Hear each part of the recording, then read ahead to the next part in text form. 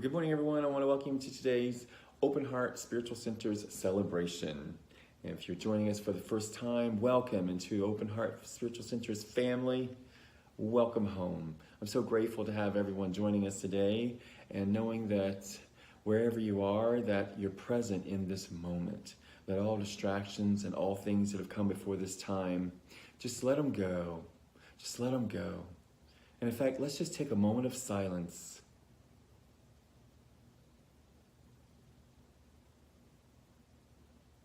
Wonderful. Let it go. Let it go. I know that a lot is going on in our world today, but right here and right now, let's just let all of that go for a moment and be present.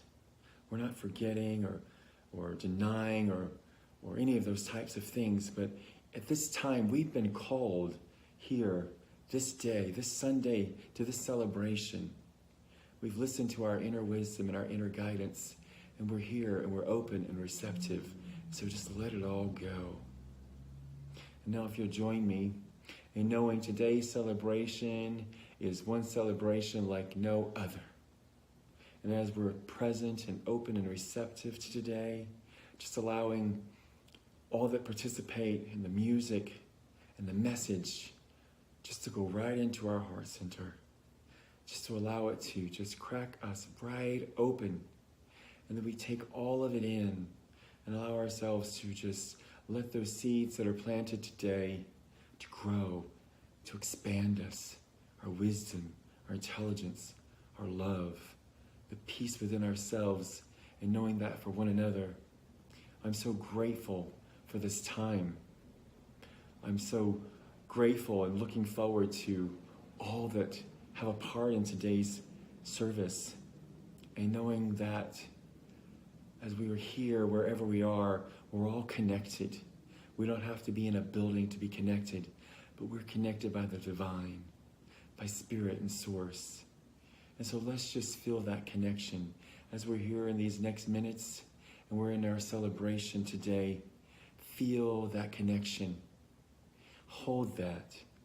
And know that as we here with Open Heart Spiritual Center and those that are present and watching, as we're connected, let's send that out to each one on this planet and know that we're all connected to that same energy and to that same source. And I am so grateful for this knowing. And so I just simply call this day so wonderfully good. And I know that it already is, and it's already done. And so I just release this knowing into the law, into the mind of God, and knowing that it's already done. And together we say, and so it is.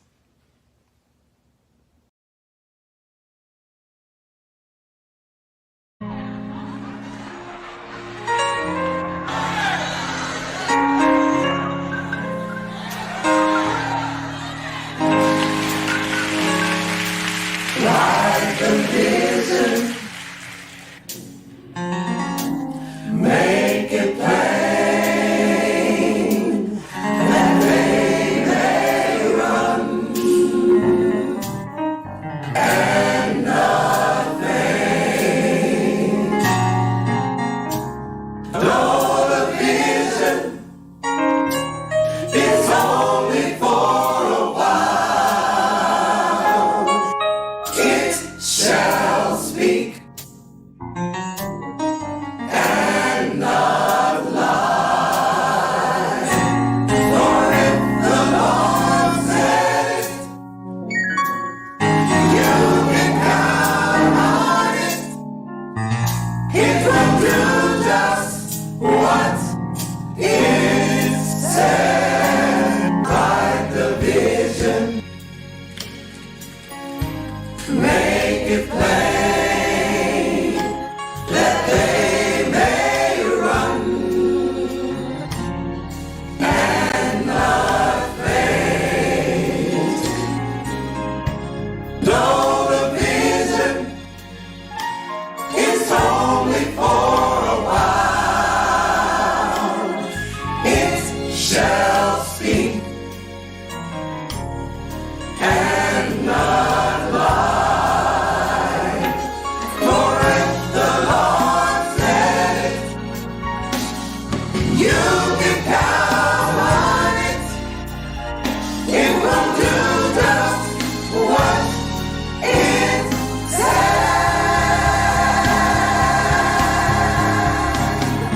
It is done. Yes, it is done. It will do just what it does.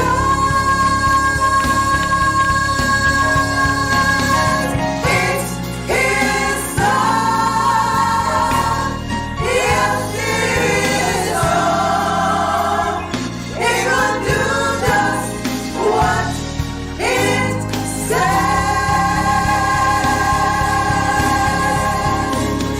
It is done. Yes, it is done.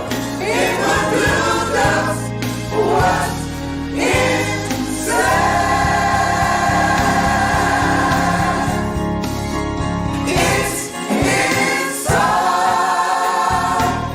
Yes, it is done. It is done. Yes, it is done. It is done. Yes, it is done. It is done. Yes, it is done. It is done. Yes, it is done. It is done. Yes, it is done. It will do just what it said. Write the vision. Write the vision. Write the vision. Write the vision. It will do just what it said.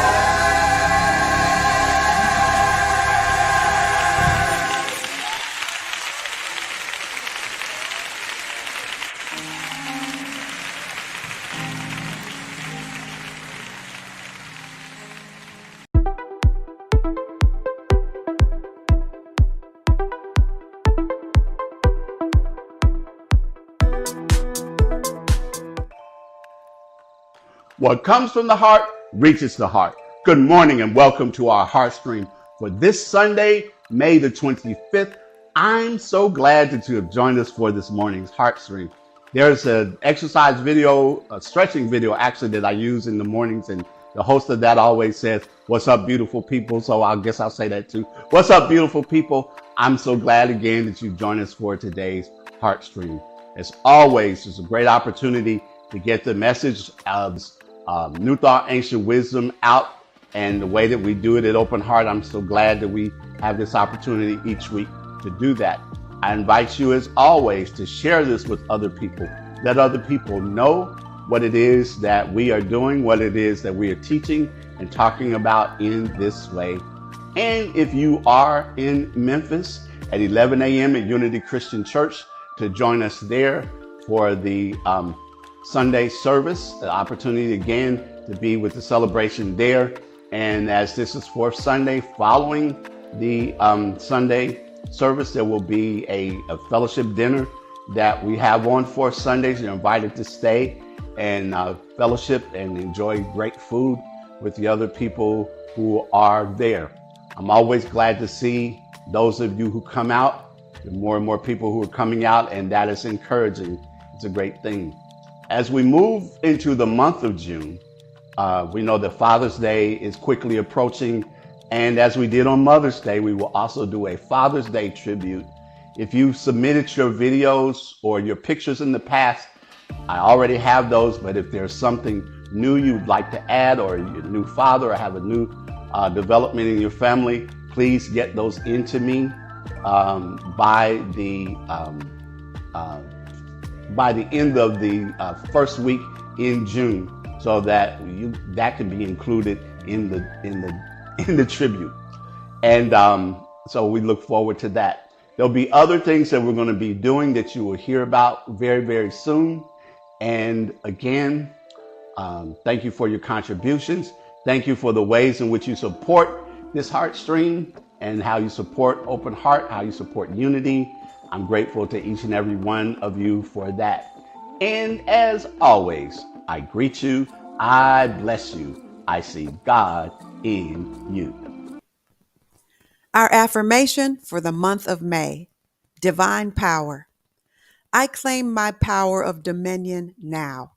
I have dominion over all my beliefs, ideas, thoughts, and actions based on divine ideas.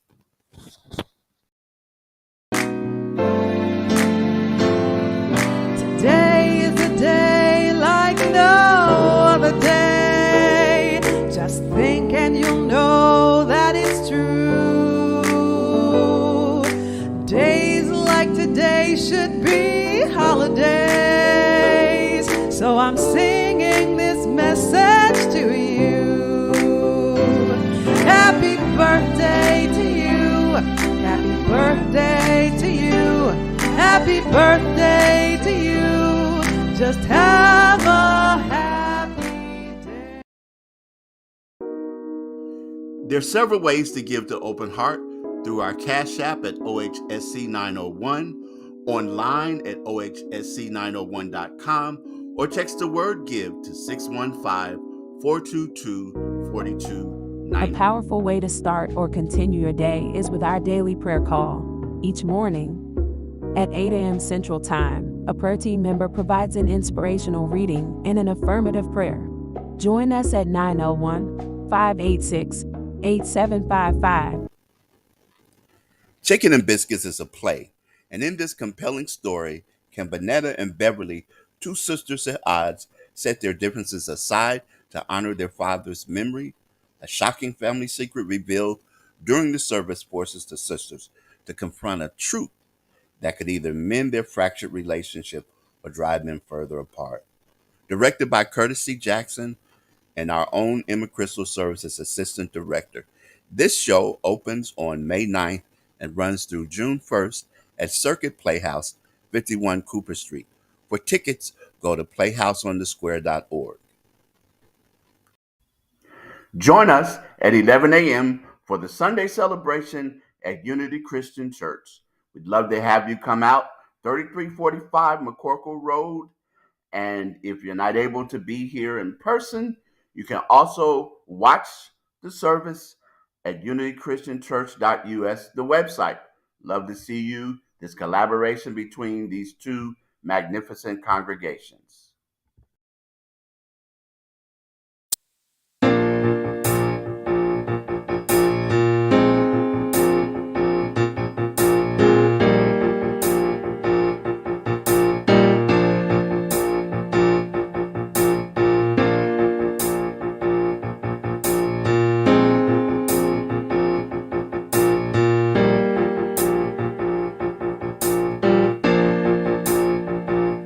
Am I strong enough to bear the burdens that sometimes comes living this thing called life? Am I wise enough to make the right decisions when I'm standing at the fork of the road? Sometimes I wonder and ponder, only to realize I'm not alone and there's nothing I have to do on my own, because I am the place where God lives, moves and breathes and has its being. I am the place where God shows up. I am the place where God lives, moves and breathes and has its being. I am the place where God shows up. will I have enough to do the things I need to do to take care of myself? Will I have the help of mind and body to live the life of grace and wholeness? Sometimes I wonder and ponder, only to realize I'm not alone and there's nothing I have to do on my own, because I am the place where God lives, moves and breathes and has its being. I am the place where God shows up. I am the place where God lives, moves and breathes and has its being. I am the place where God shows up. I am the I am place. the place where God You lives, are the moves and place. breathes and has We its are the being. place I am the place where God shows up. I am the I place. am the place where God You lives, are the moves and place. breathes and has We its are the being. place I am the place where God shows up. I am the place where God lives, moves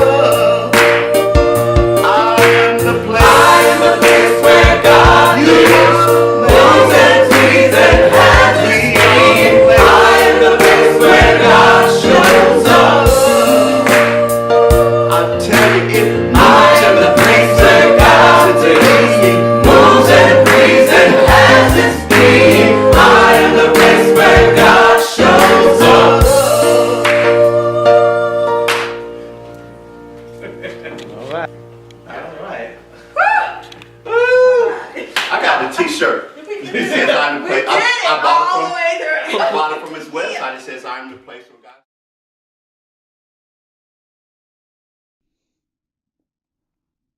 Just another face in the crowd.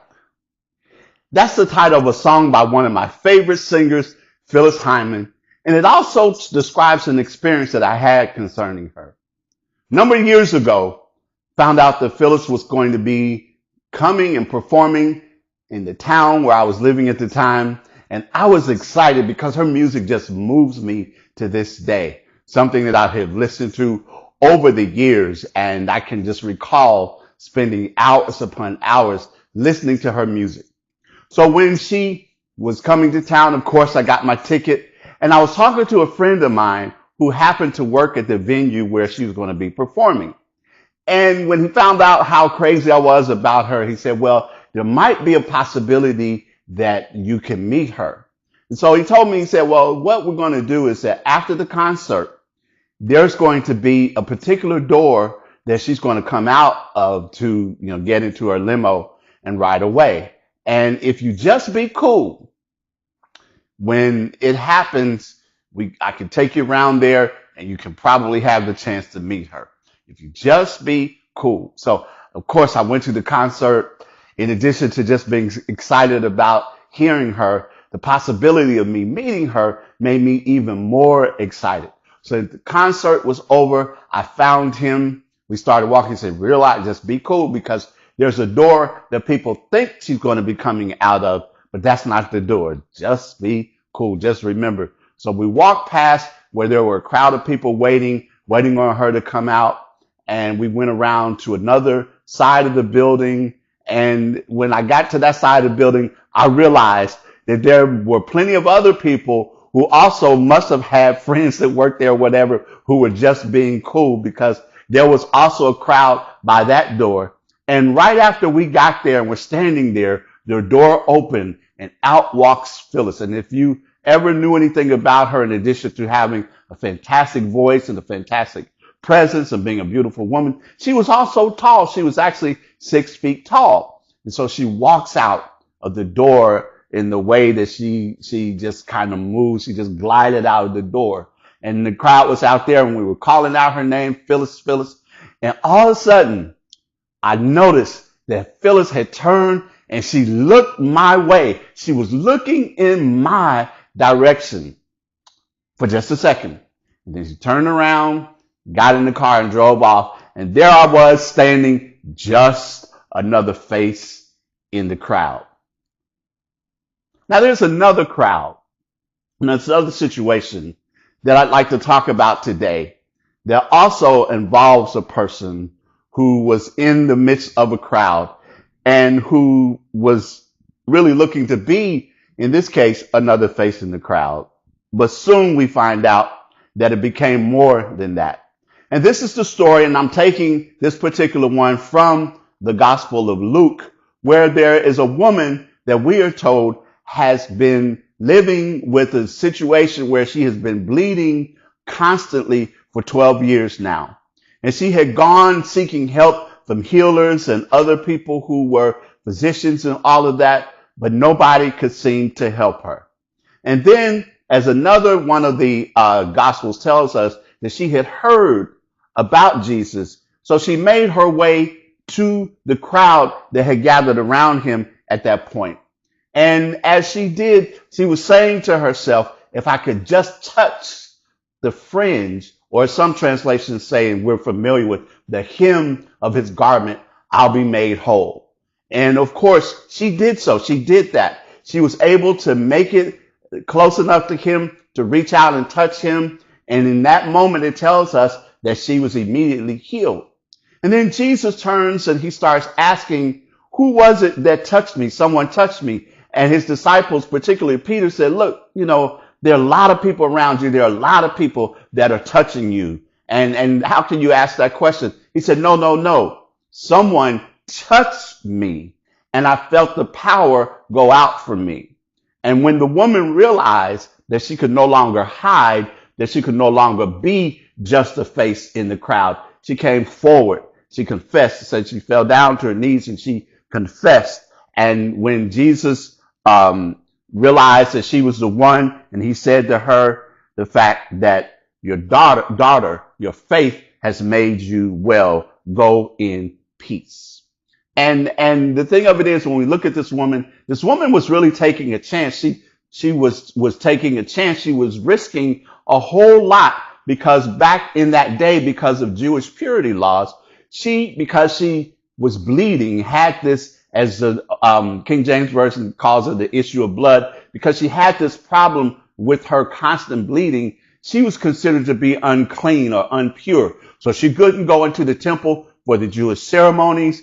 She couldn't really ultimately be around other people, because anything that she touched, anyone that she touched, will also become unclean in their eyes. And that included Jesus. But she took the risk. She took the chance to go in the midst of that crowd, although there were probably people who knew who she was and who knew what her situation was, but to do so in order to be healed. And I want to take a trip back in time, to travel back in time, and ask the question, why did she seek him out? And in some accounts, it tells us that she had heard of him. Luke doesn't say that, but in a couple of other, in Matthew and Mark, it says that she had heard of him. And that is part of it. But I want to go deeper into this story today to talk about, because we in this month are talking about divine power. And I will remind us that there is only one presence and one power in the universe, and that is God. And as we understand that God is that one presence and that one power. God is not a being that expresses power. God is power itself. And you and I, are divine power expressing powerfully. Several ways that we express this power. Several ways that we can approach this divine power. And one is through spiritual authority. Spiritual authority. And I want to remind us at this point to remember that the master teacher, Jesus, is the divine example, not the divine exception. The divine example, not the divine example. In other words, the things that he does, as he said, the things that I can do, you can do, and even greater things will you be able to do. So when we're talking about spiritual authority, we're not just talking about that being limited to Jesus, the master teacher, but we're also talking about the fact that you and I have within us spiritual authority, and we have access to it. And it was his spiritual authority, not his personality, not his intellect, not even his words, but his presence that made the difference. That presence had an effect. It enabled people to catch a glimpse of their true nature. And through this, they were relieved of terrible conditions.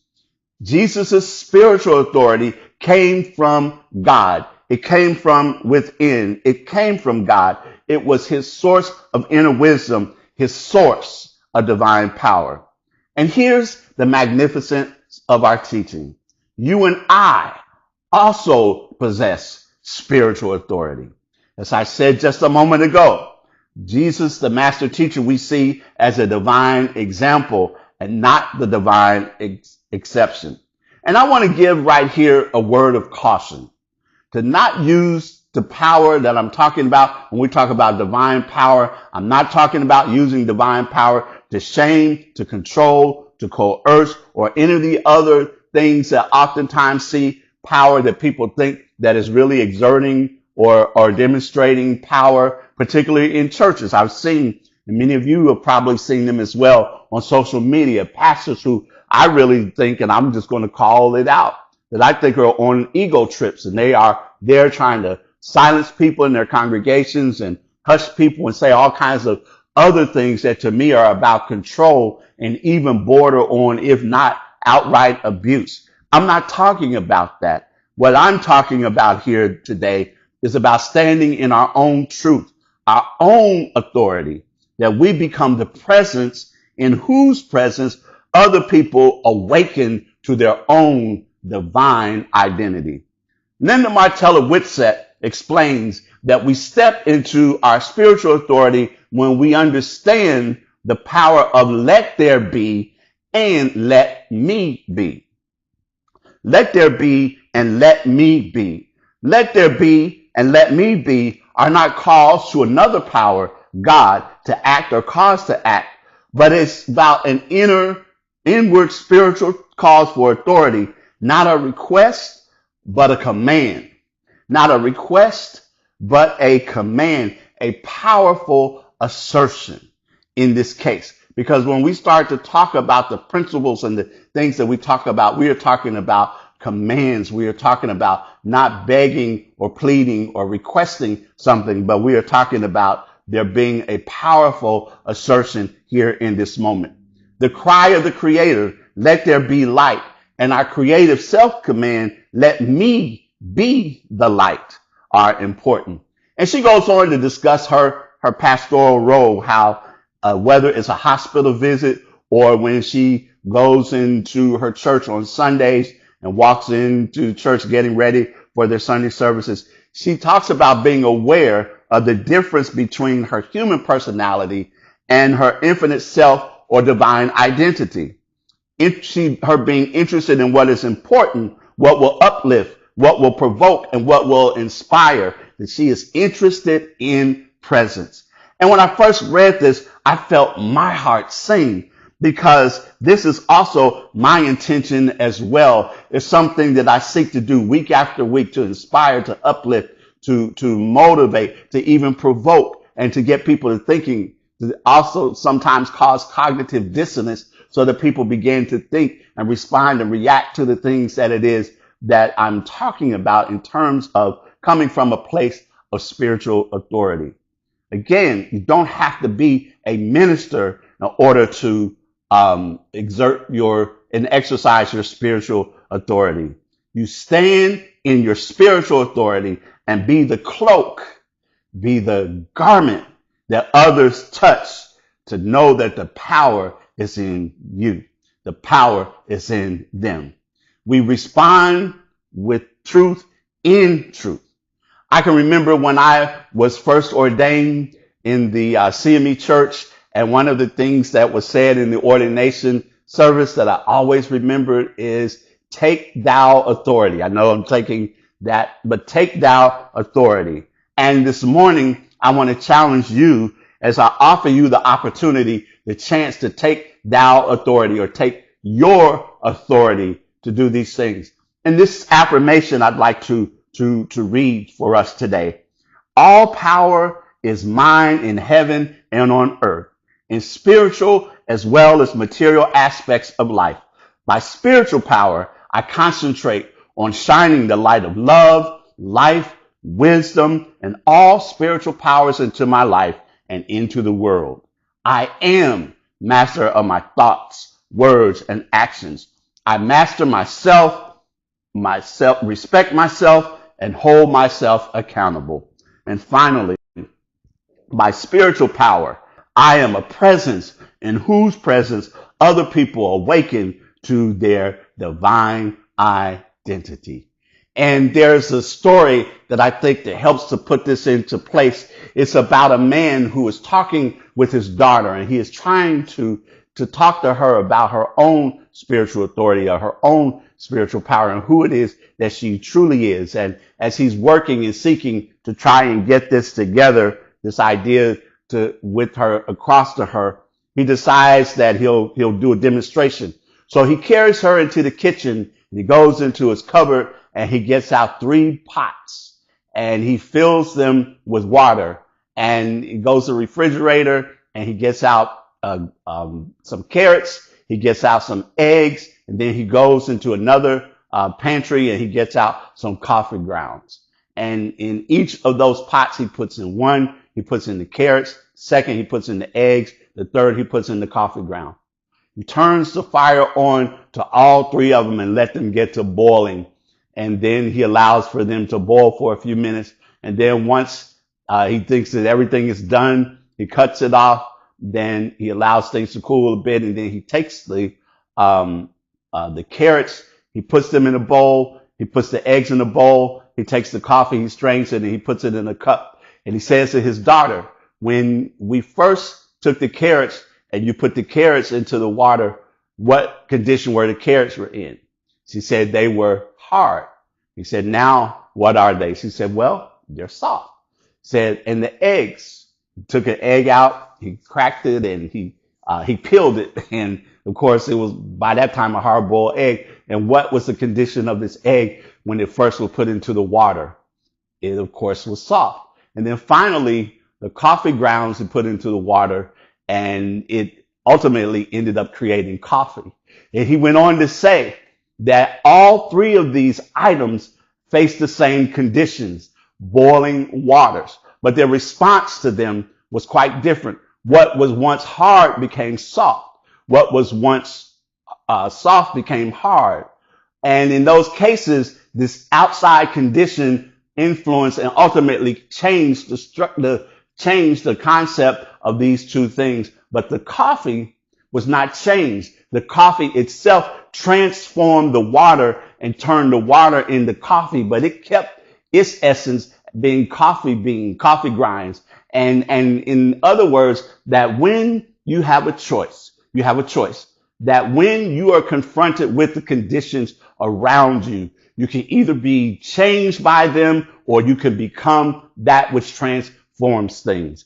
And in this case, he was appealing to her idea and to her knowledge of the fact that within her was spiritual authority, and that spiritual authority was something that would allow her to transform her environment, to transform the things that were happening, to transform where it was that she would find herself when she applied the principles of truth and spoke the principles of truth and all of that. And today I'm saying to you again to take thou authority and claim your spiritual authority, and to, as what Eddie Watkins Jr. sings, that I am the place where God shows up. Sometimes I wonder and ponder only to realize that I'm not alone. There's nothing that I have to do on my own, that I am the place where God lives, moves and breathes and has its being.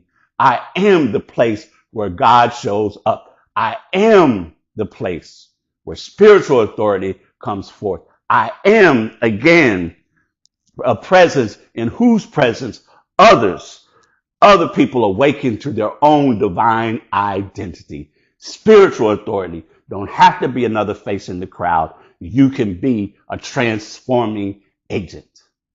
Amen, ashe, and so it is.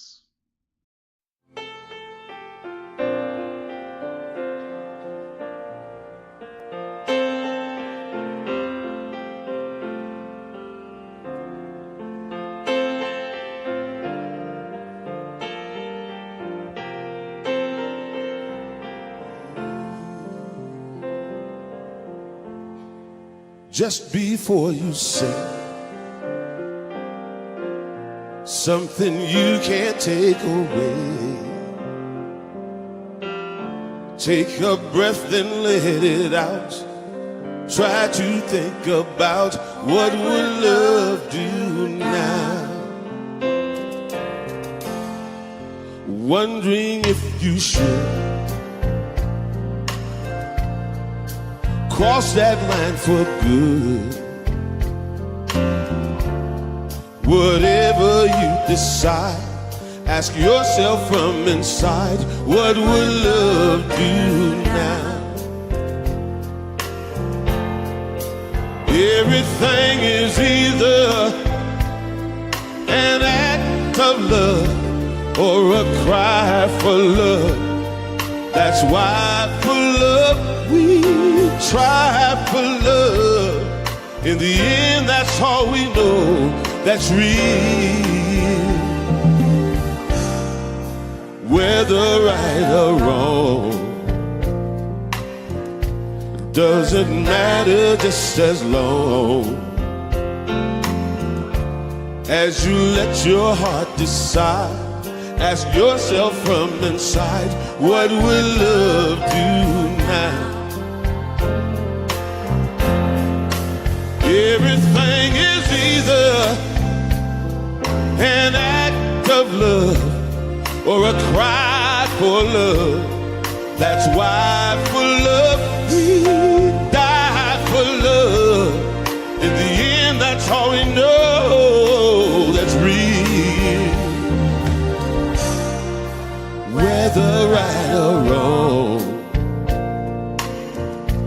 doesn't matter just as long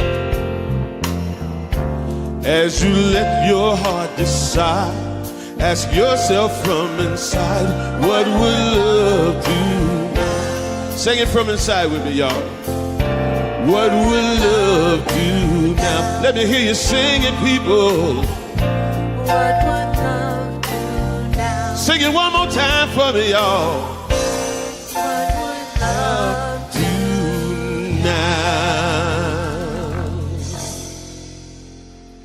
Thank you.